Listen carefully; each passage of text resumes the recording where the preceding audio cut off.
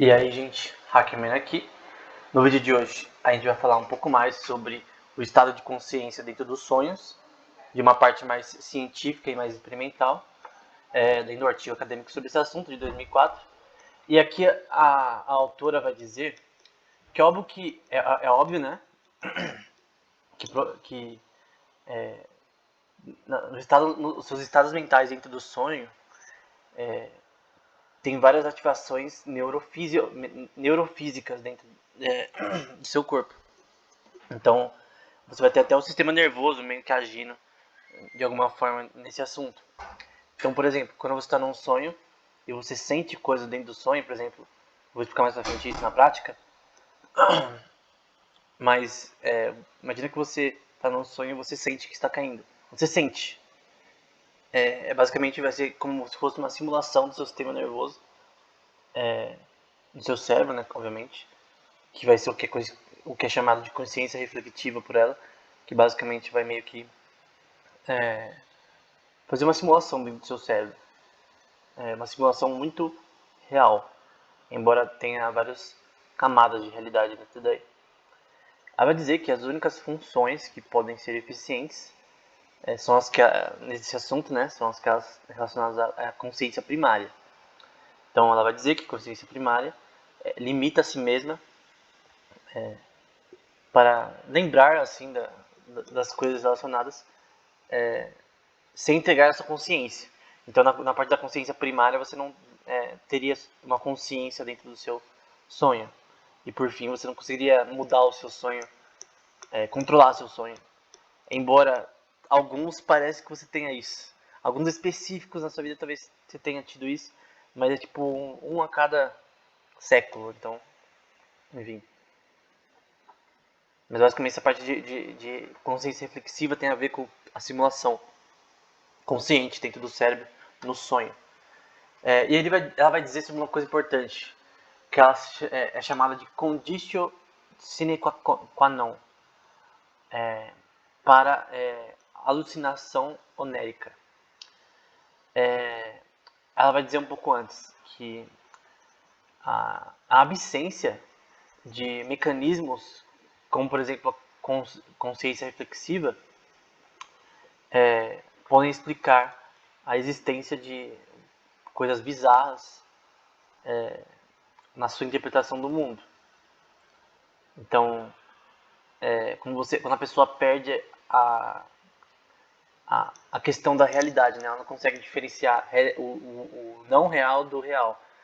No caso de esquizofrenia ou coisas relacionadas, que você vai ter uma pessoa que ela vai ter alucinações, ela vai ver coisas que não existem. E aí a gente vai ver que essa pessoa ela tem algo na mente que está meio que produzindo esse tipo de estímulo que meio que assim meio que quebra o código cerebral original de você conseguir separar essas coisas. Por exemplo, eu consigo imaginar um carro voador na minha mente, que eu já vi em filme e tudo. Eu lembro do Harry Potter agora, eu consigo imaginar na minha mente. Eu tenho a imagem na minha mente, consigo imaginar vividamente a imagem. De uma forma de foto, sei lá, enfim. É possível. Você imaginar uma foto, por exemplo. Você consegue imaginar na sua mente. Eu até recomendo que você tente. Mas mesmo, não significa que essa foto vai aparecer na minha frente. Eu vou ver ela com meus olhos reais, né? Não faz sentido, mas no caso de esquizofrenia você pode ver essa relação de ver coisas relacionadas a isso. E essa síndrome onérica, né?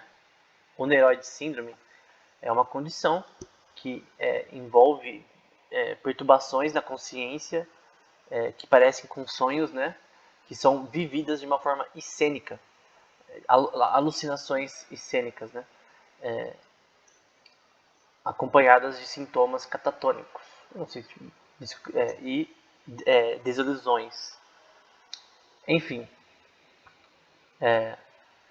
a palavra vem do oneros, que significa sonho, e eidos, que significa forma, né? Então, daí que vem o nome oneroide síndrome, né? Ou onérica. Enfim, também é chamado de coisa relacionada a pesadelos.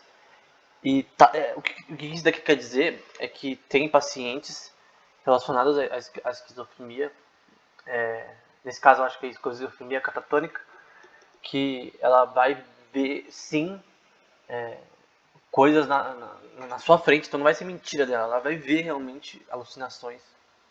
E isso vai ser um erro no cérebro relacionado a isso, né? E isso vai fazer a pessoa ficar louca, né? Então, nesse caso, com a esquizofrenia aguda, a pessoa veria alucinações constantemente e isso seria um problema para ela viver. E aí ela vai falar sobre a questão das funcionalidades neurais no sono versus quando você está acordado. E primeiro, as áreas subcórticas, na parte mais para baixo do seu cérebro, mais no meio para baixo, apresentam uma redução de metabolismo. Para quem não sabe, metabolismo tem a ver com é, é, reações químicas que acontecem, reações químicas e proteicas que acontecem no seu corpo, não é só no cérebro. Ela vai falar na área dorsal, não conheço essa parte, mesencefalon, tálamos, que a gente vai ver, basal ganglia, que é uma parte muito importante do cérebro, hipotálamos e uma parte de trás do seu cérebro. Enfim, nas áreas acessadas, relacionadas à questão de você estar acordado ou dormindo. E na parte B ali, a, a sua, essas reações metabólicas elas abaixam no seu córtex, particularmente na parte frontal do seu cérebro, né? E outras partes também. Ali eu não conheço esse cingulate córtex, enfim. Outras partes do córtex fica mais acima no cérebro.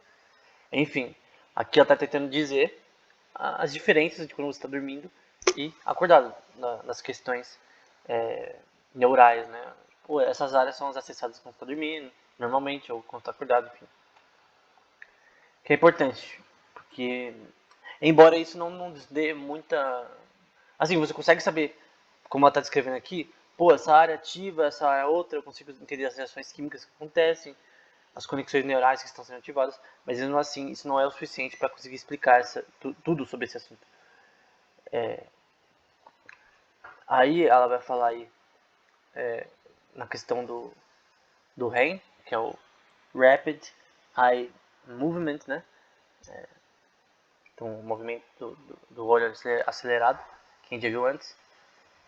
Então vai ter um estudo de um cara chamado Neufziger, de 1997, relacionado a um crescimento metabólico durante essa coisa que acontece quando você, algumas vezes quando você sonha, em pacientes, que ela vai ter uma atividade tanto neural quanto, como posso dizer, quanto no olho, né? Eu vou falar de uma forma simples, relacionada a uma atividade bem grande nisso.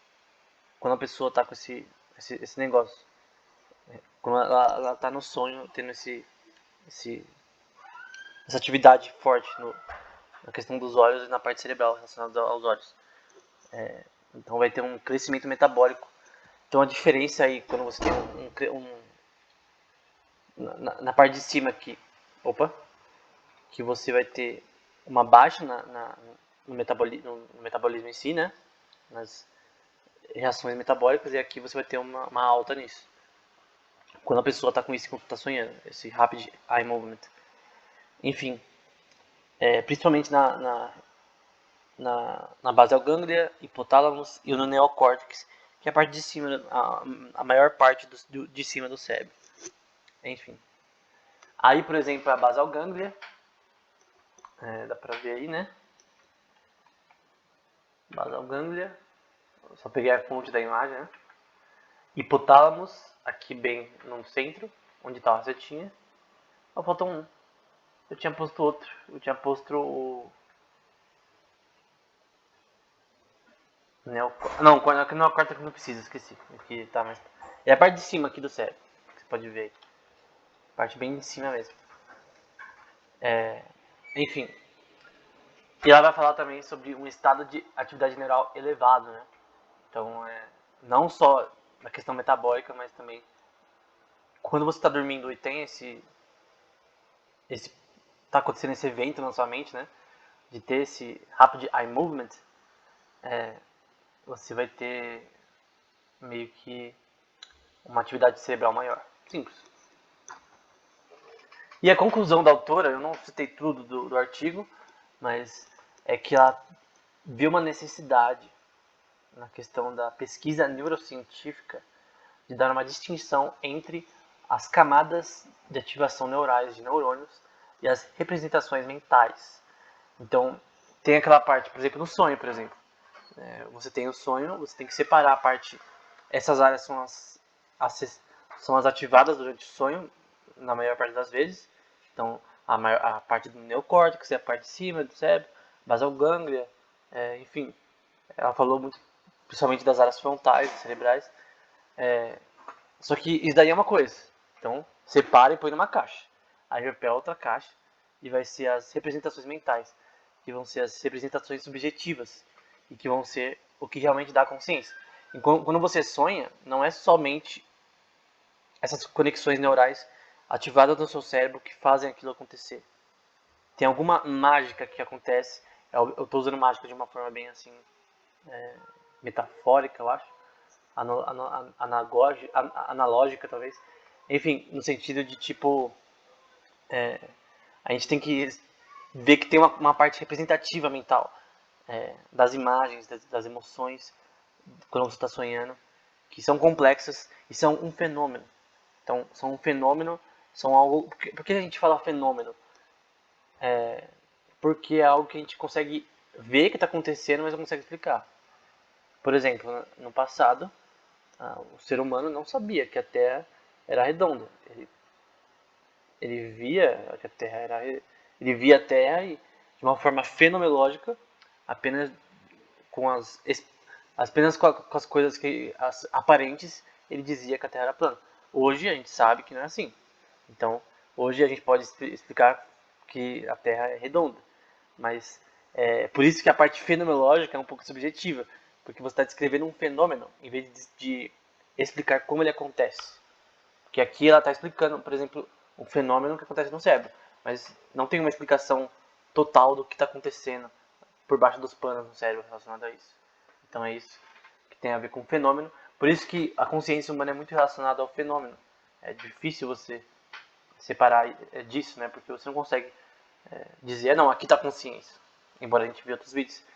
E esse fenômeno complexo, relacionado a representações mentais, é correlacionado a mudanças biológicas, né? Então você tem reações químicas acontecendo, partes específicas do cérebro sendo ativadas, e você tem um sonho mais real.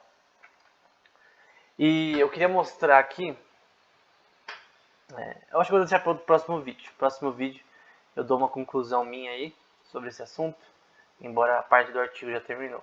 Então, até o próximo vídeo para a gente dividir bonitinho. Até mais.